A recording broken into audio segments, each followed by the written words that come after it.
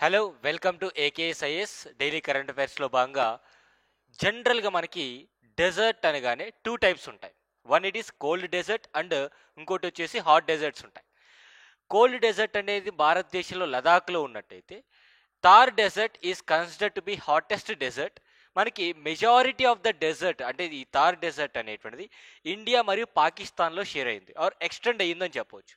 అంటే 80% of Thar dessert అనేటువంటిది ఇండియాలో ఉన్నటువంటి ఈ యొక్క నార్థన్ గుజరాత్, మేజర్లీ రాజస్థాన్, హర్యానా, పంజాబ్ వరకు ఎక్స్టెండ్ అయి ఉంది.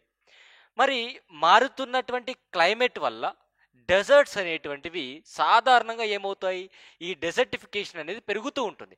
కానీ రీసెంట్గా ఇండియన్ క్లైమేటాలజిస్టులు ఇచ్చినటువంటి రిపోర్ట్ ఏదైతే ఉందో అది ఏం సజెస్ట్ చేస్తుంది, ఏం చెప్తుంది అంటే భవిష్యత్తులో థార్ డెజర్ట్ అనేది గ్రీనరీగా మారేటువంటి అవకాశం ఉంటుందని చెప్పారు.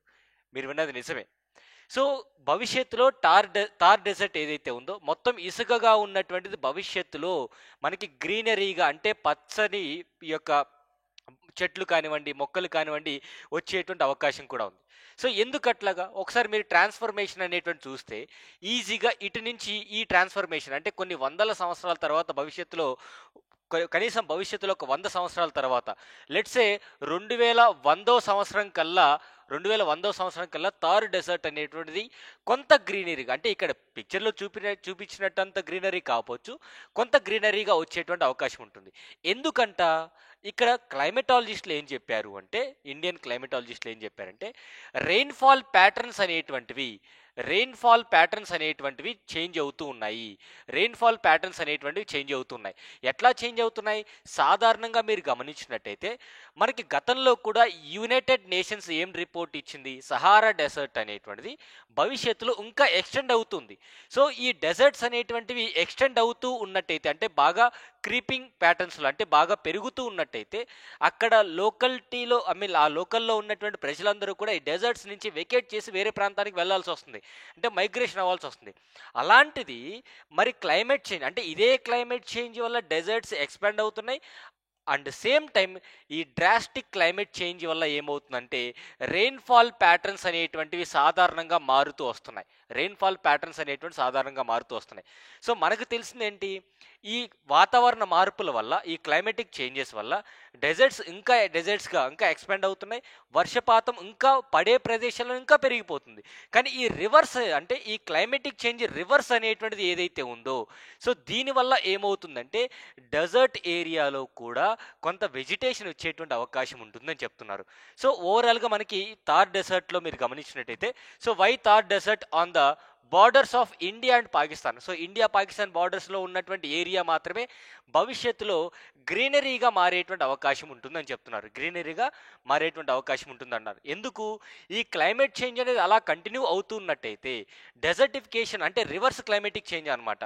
సో భవిష్యత్తులో వర్షపాతం అనేటువంటిది అంటే మీరు లాస్ట్గా గమనిస్తే అంటే ఇక్కడ ఇచ్చినటువంటి క్లైమేటాలజిస్టులు ఏం చెప్తున్నారంటే 2002 సంవత్సరం తర్వాత భారతదేశంలో ఈ యొక్క థార్ డెజర్ట్ లొకేట్ అయినటువంటి రాజస్థాన్ ప్రాంతంలో వర్షపాతం అనేటువంటిది 50 సెంటీమీటర్ల కంటే ఎక్కువగా నమోదవుతుంది. వచ్చే కొద్దీ 50 సెంటీమీటర్ల కంటే వర్షపాతం ఎక్కువగా అవుతుంది. సాధారణంగా ఎరీడ్ రీజన్స్లో 50 అంతకంటే తక్కువ వర్షపాతం ఉన్నట్టయితే 50 సెంటీమీటర్లు అంతకంటే తక్కువ వర్షపాతం ఉన్నట్టయితే అది ఎరీడ్ రీజన్గా ఆర్ సెమీ ఎరీడ్ రీజన్గా కన్సిడర్ చేస్తాం.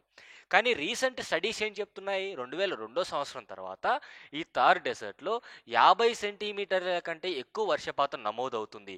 సో ఎప్పుడైతే ఎక్కువ వర్షపాతం నమోదవుతుందో దాని అర్థం ఏంటంటే వెజిటేషన్ అనేటువంటిది పెరిగే అవకాశం ఉంటుంది.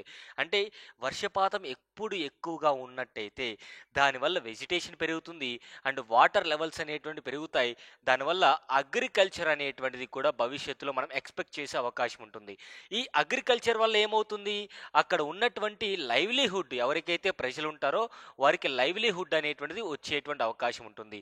సో లైవ్లీహుడ్ ఎక్కడ దొరికితే ప్రజలు అక్కడ ఉంటారు, అంటే మైగ్రేషన్ తగ్గే అవకాశం కూడా ఉంటుంది. అంటే క్లైమేట్ చేంజ్ అనేది డెజర్టిఫికేషన్ మాత్రమే కాదు, ఈ సో కాల్డ్ గ్రీనరీగా పెంచేటువంటి అవకాశం కూడా ఉందంటున్నారు. There is a growing evidence to suggest that the Thar desert could undergo a surprising future transformation. భవిష్యత్తులో అంటే అందరికీ సర్ప్రైజింగ్గా మీరు గమనిస్తే ఇండస్ వ్యాలీ సివిలైజేషన్ టైం పీరియడ్లో ఇదే థార్ డెజర్ట్ అనేది part and parcel of IVC. ఆ సమయంలో అంత పచ్చదనంగా ఉండేది.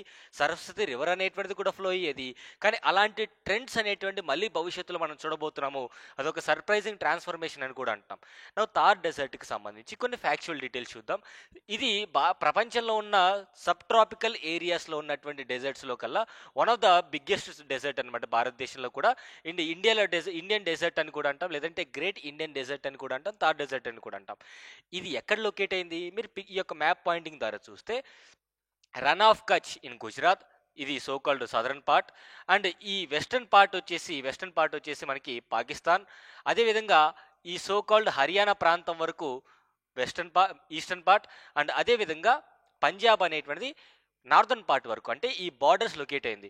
అండ్ మీరు గమనిస్తే ఇక్కడ ఈ ప్రాంతంలో అరావలి మౌంటైన్స్ అనేటువంటివి ఉంటాయి.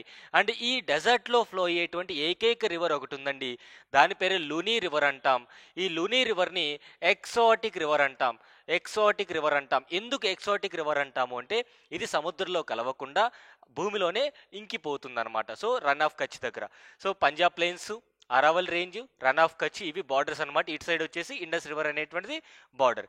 అండ్ ఇక్కడ గ్రేట్ రన్ ఆఫ్ కచ్ అనేటువంటిది, ఈ డెజర్ట్ అనేటువంటిది గ్రేట్ రన్ ఆఫ్ కచ్కి గ్రేట్ రన్ ఆఫ్ కచ్ అనేటువంటిది ఎట్లా సపరేట్ అవుతున్నాయంటే ఈ లునీ రివర్ ద్వారా సపరేట్ అవుతున్నాయి అనమాట. ఈ లునీ రివర్ అనేటువంటిది one of the exotic river చెప్పుకోవచ్చు అనమాట. Very very important. Now Thar డెజర్ట్కి ఉన్నటువంటి క్లైమేట్ ఏంటి? 50 డిగ్రీల సెల్సియస్ అనేది పగలు టైము, అంటే డే టైంలో 50 డిగ్రీ సెల్సియస్ టెంపరేచర్ ఉంటుంది. నైట్ టైం బాగా చలిగా ఉంటుందన్నమాట. సో నైట్ టైం కంప్లీట్గా బాగా తగ్గిపోతుంది అనమాట. ఈవెన్ కొన్ని సందర్భాల్లో మైనస్లో కూడా వెళ్ళిపోయే అవకాశం ఉంటుంది. వర్షపాతం కూడా చాలా తక్కువగా ఉంటుంది యాన్యువల్గా. అండ్ రీసెంట్గా ట్రెండ్స్ ఎట్లా ఉన్నాయి? వర్షపాతం పెరుగుతుంది. So they found that precipitation has already increased by much as 50%. అంటే ఇప్పుడు పడేటువంటి వర్షపాతంతో పోలిస్తే ఇంకా 50% పెరిగింది. వర్షపాతం పెరిగింది అంటే దాని మీనింగ్ ఏంటి? ఆబ్వియస్లీ గ్రీనరీ అనేటువంటిది పెరిగేటువంటి అవకాశం ఉంటుందని చెప్తున్నారు. అండ్ మోస్ట్ ఇంపార్టెంట్లీ మనకి ల్యాండ్స్కేప్ చూస్తే, ఈ యొక్క థార్ డెజర్ట్ యొక్క ల్యాండ్స్కేప్ చూస్తే డిఫరెంట్ ఏరియాస్లో టెరైన్స్ అనేటువంటివి, అండ్ ఈ అరావలీస్ అనేటువంటివి కూడా ఆక్యుపేట్ అవ్వడం, అండ్ లార్జ్ సాల్ట్ ఫ్లేక్స్ అనేటువంటివి ఉండడం. అంటే ఇక్కడ ల్యాండ్స్కేప్ అంటే ఈ సో కాల్డ్ థార్ డెజర్ట్కి సంబంధించినటువంటి మొత్తం కూడా ఏ విధంగా టెరైన్ అనేటువంటిది ఉంది అని డిస్కస్ చేయడం జరుగుతుంది. సో ఈ స్లైడ్ మొత్తము కూడా ఓవరాల్గా దానికి సంబంధించినటువంటి ల్యాండ్స్కేప్. సో దాని యొక్క హైట్ అనేటువంటిది అప్ టు 200 మీటర్స్ ఉన్నట్టు, తర్వాత రోలింగ్ డ్యూన్స్ అనేటువంటి ఉన్నట్టు. సో శాండ్ డ్యూన్స్ అంటాం కదా, సో డ్యూన్స్ అనేటువంటి ఉంటాయి. అండ్ లార్జ్ ఫ్లాట్ ప్లెయిన్స్ కూడా చాలా ప్రదేశాల్లో చాలా సమతలంగా ఈ యొక్క శాండ్ ప్లేన్స్ అనేటువంటి ఉండడం. బికాస్ డెజర్ట్ అంటే మనకి మేజర్గా శాండ్ ప్లేన్స్ అనమాట. అండ్ డెజర్ట్లో కూడా మనకి కొన్ని పంటలు పండుతాయి because of this soil and vegetation. నా మినరల్ రిసోర్స్ ఏంటి? మన థార్ డెజర్ట్లో దొరికేటువంటి మినరల్ రిసోర్స్ ఏంటంటే మేజర్గా మనకు దొరికేది జిప్సమ్, లైమ్ స్టోన్, సాల్ట్, అదేవిధంగా బాక్సైట్, సిలికా. ఈ మేజర్ రిసోర్సెస్ అనేటువంటి మనకి మినరల్ రిసోర్సెస్ బాగా దొరుకుతాయి. అండ్ ఫైనల్గా మనకి మోస్ట్ ఇంపార్టెంట్ థింగ్ ఏంటంటే అసలు ఈ థార్ డెజర్ట్లో ప్లాంట్ అండ్ యానిమల్ స్పీసెస్ ఏమున్నాయి? రీసెంట్గా కూడా మనకి న్యూస్లో ఉన్నాయండి. ఒక 4 స్పీసెస్ అనేవి చాలా చాలా ఇంపార్టెంట్. ఒకటి చింకారా, అది చింకారా అంటాం, లేదంటే ఇండియన్ గజల్ అంటామండి. ఇక్కడ ఆల్రెడీ ఇచ్చాను. ఇది జింకరా అంటే ఒక స్పీసెస్ అనమాట. అండ్ క్రిటికల్లీ ఎండేంజర్డ్గా ఉన్నటువంటి గ్రేట్ ఇండియన్ బస్టర్డ్. రీసెంట్గా కూడా సుప్రీంకోర్టు దీనికి సంబంధించినటువంటి గైడ్ లైన్స్ కూడా ఇవ్వడం జరిగింది. సో గ్రేట్ ఇండియన్ బస్టర్డ్ అనేటువంటిది కూడా మనకి క్రిటికల్లీ ఎండేంజర్డ్, ఇది థార్ డెజర్ట్లో దొరుకుతుంది. తర్వాత ఇండియన్ డెజర్ట్